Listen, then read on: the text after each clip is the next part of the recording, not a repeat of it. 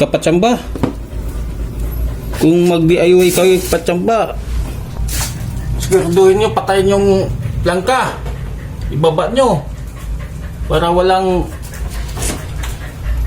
kurente bago nyo i-repair kapatsamba, kasi walang mga saksakan kapatsamba. Ito na yung tapos ko. Ito yung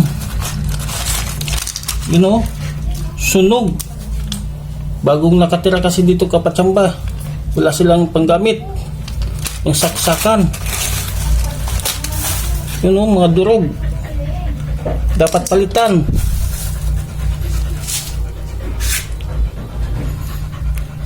Ito na po nagawa ko kapatsamba, isang set binili ko.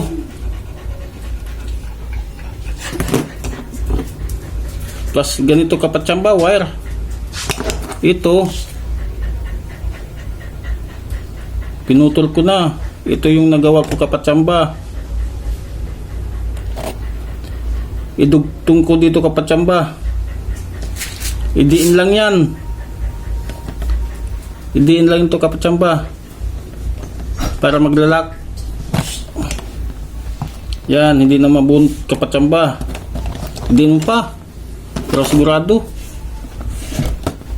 Natuto lang din ako dito kapatsamba sa YouTube.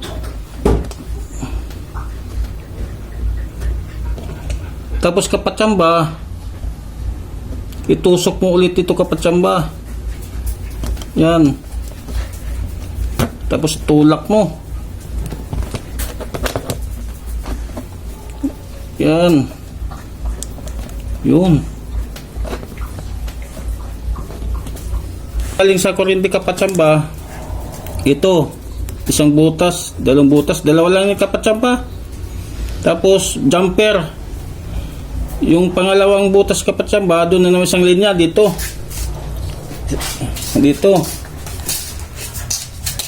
Ito yung kapatsamba, saksak dito.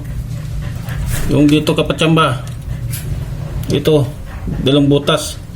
Tapos yung dalawa dito kapatsamba, dalawang butas din.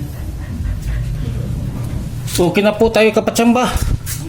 Mahirap kasi mag-vlog kapatsamba kung magtusok-tusok. Thanks for watching. Dito, tingin. Tingin doon. Tingin.